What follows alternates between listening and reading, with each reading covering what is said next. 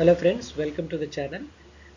Teacher eligibility టెట్కి సంబంధించినటువంటి సిలబస్లోని కొన్ని సబ్జెక్ట్స్కి ఎంసీక్యూస్ చేయడం జరుగుతూ ఉంది. సో మల్టిపుల్ చాయిస్ క్వశ్చన్స్ చేయడం జరుగుతూ ఉంది. నేను ఇదివరకే 20 వీడియోలు చేశాను దీని మీద. సో నాకు వచ్చిన ఫీడ్బ్యాక్ ప్రకారం ఇది కంటిన్యూ చేయండి అని చెప్పారు. కాబట్టి నేను ఇంకా ఎక్కువ కంటెంట్తో మీ యొక్క సిలబస్కి, మీ యొక్క ప్రిపరేషన్కి ఈజీగా ఉండేటట్లు ఈ యొక్క వీడియోస్ చేయడం జరుగుతూ ఉంది. సో ఫ్రెండ్స్, ఇది అంతేకాకుండా మెయిన్గా కొంతమంది ఈ యొక్క కొన్ని కంప్యూటర్ రిలేటెడ్ సబ్జెక్ట్ ఇప్పుడు కొత్తగా యాడ్ చేశారు, ఇన్ఫర్మేషన్ కమ్యూనికేషన్ టెక్నాలజీ. సో దానికి సంబంధించినటువంటి ఎంసీక్యూస్ కూడా చేయడం జరుగుతూ ఉంది. సో చాలామంది అభ్యర్థులు ఇది కష్టమేమో అన్నట్లు వాళ్ళ యొక్క అభిప్రాయాన్ని వ్యక్తపరిచారనమాట. కంప్యూటర్ రిలేటెడ్ సబ్జెక్ట్ కదా అని. కానీ నేను ఒక ఈజీ వేలో వీడియోల రూపంలో మీ ముందుకు తీసుకొని వస్తున్నాను. ఇది మీ యొక్క ప్రిపరేషన్కి ఎంతగానో ఉపయోగపడుతుంది. అంతేకాకుండా మీ యొక్క ప్రిపరేషన్ ఈజీగా చేస్తుంది. ఇంకోటి ఏంటంటే, ఈ యొక్క సబ్జెక్టులు మీరు ఎక్కువ మార్క్స్ గెయిన్ చేయడానికి ఇది ఎంతగానో ఉపయోగపడుతుంది. సో ఫ్రెండ్స్, దీనికి సంబంధిత టెట్ డిఎస్సికి సంబంధించినటువంటి మెటీరియల్ మీకు కావాలనుకుంటే నా యొక్క వెబ్సైట్లో అవైలబుల్గా ఉన్నాయి. నా వెబ్సైట్లోకి వెళ్ళి మీరు డౌన్లోడ్ చేసుకోవచ్చు. నా వెబ్సైట్ లింక్ని ఈ వీడియో కింద డిస్క్రిప్షన్లో ఇచ్చాను. వీడియో లింక్ నా వెబ్సైట్ లింక్ క్లిక్ చేస్తే అక్కడ మీకు కావాల్సిన మెటీరియల్ దొరుకుతుంది, మీరు డౌన్లోడ్ చేసుకోవచ్చు. సో ఫ్రెండ్స్, ఇదంతా కూడా కేవలం మీ యొక్క ప్రిపరేషన్ని కొంచెం ఈజీ చేయడం అన్నట్టుగా నా వంతుగా కొంచెం ఈ వీడియోల రూపంలో మీ ముందుకు తీసుకురావడం జరుగుతూ ఉంది. ఇది ఫ్రెండ్స్. సో ఇప్పుడు మనము ఆ యొక్క డీటెయిల్స్లోకి వెళ్ళకముందు ఇంతవరకు ఈ యొక్క ఛానల్ని ఆదరించిన దాన్ని బట్టి, నన్ను ప్రోత్సహిస్తున్న దాన్ని బట్టి మీకు చాలా చాలా కృతజ్ఞతలు friends. I request you, please like my videos, share my videos and subscribe my channel. And I request you all, please recommend my channel to your friends, those who are preparing for TET and DSC exam. So DSC టెట్కి సంబంధించినటువంటి information up to date ఇస్తూనే ఉన్నాను వీడియోల రూపంలో. అంతేకాకుండా TET DSC సంబంధించినటువంటి videos, subject సిలబస్కి సంబంధించిన videos చేస్తూ ఉన్నాను. అంతేకాకుండా మీకు సంబంధించినటువంటి మెటీరియల్ కూడా నా వెబ్సైట్లో డౌన్లోడ్ చేసుకోవాలని, నా వెబ్సైట్లో కూడా మీ మెటీరియల్స్ నేను రెడీగా ఉంచుతున్నాను అనమాట. So friends, please watch this video until the end. Friends, first question చూస్తే, common signs of virus attack is are. So common signs of virus attack is, so సాధారణంగా ఏ విధంగా వైరస్ అటాక్ను మనం గుర్తిస్తాము, సాధారణ ఇండికేషన్స్ ఏంటివి అన్నది. సో ఫస్ట్ క్వశ్చన్ వచ్చేసి, 4 ఆప్షన్స్ ఉన్నాయి. First option, computers runs very slowly. Option B, there is a change in the file size. Option C, computer restart on its own. Option D, all of the above. So వీటికి correct answer వచ్చేసి option D, all of the above. So మనం virus మన కంప్యూటర్కి attack అయింది అని ఎలా కనుక్కుంటామంటే, మన computer slow అయిపోతుంది ఒకటి, రెండవది ఫైల్ సైజ్ చేంజ్ అయ్యే అవకాశం ఉంది రెండవది, మూడవది కంప్యూటరు దానంతటికి అదే మళ్ళీ రీస్టార్ట్ అవుతూ ఉంటుంది అనమాట. ఈ గుర్తింపులు, ఈ సైన్స్ ఏది కనపడినా కూడా మన కంప్యూటర్కి వైరస్ అటాక్ అయిందన్నది అర్థం అనమాట. సో కాబట్టి correct answer option D, all of the above. Now coming to the second question, what should we do to prevent virus infection to a computer? So what should we do to prevent virus infection to a computer? So కంప్యూటర్కి virus infect కాకుండా ఉండాలంటే మనం ఏం చేయాలి? So ఇక్కడ 4 options ఉన్నాయి. Option A, install and use antivirus software. Option B, not open email of an unknown person. Not allow untrustworthy person to use your computer. All of the above.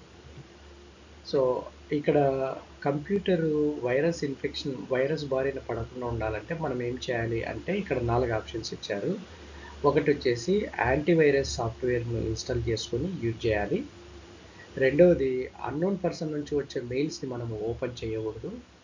మూడవది, మనకు నమ్మకం లేని వ్యక్తులకు మన కంప్యూటర్ని మనం వాళ్ళ చేతికి ఇవ్వకూడదు. నాలుగవది, పైవన్నీ స్టెప్స్ చేయాల్సిందే. ఏది కంప్యూటర్ వైరస్ ఇన్ఫెక్ట్ కాకుండా ఉండాలంటే పై 4 చేయాల్సిందే. So right answer is option B, all of the above. అంటే యాంటీవైరస్ను ఇన్స్టాల్ చేసుకోవాలి, యూజ్ చేయాలి. తర్వాత అన్నోన్ పర్సన్ నుంచి వచ్చేటువంటి మెయిల్స్ని ఓపెన్ చేయకూడదు. తర్వాత మనకు నమ్మకం లేని వ్యక్తులకు మన కంప్యూటర్ని ఇవ్వకూడదు.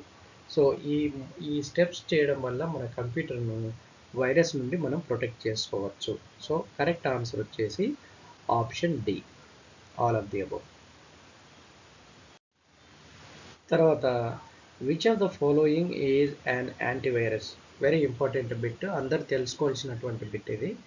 Which of the following is an antivirus? So ఇచ్చిన ఆప్షన్లలో ఏది యాంటీవైరస్? యాంటీవైరస్ అంటే మనం ఇంతకుముందు క్లాస్లో చెప్పుకున్నాం కదా, ఇంతకుముందు వీడియోలో. It is just software program. So not an antivirus, option A. Option B Quick Heal. Option C McAfee virus scan. Option D all of the above.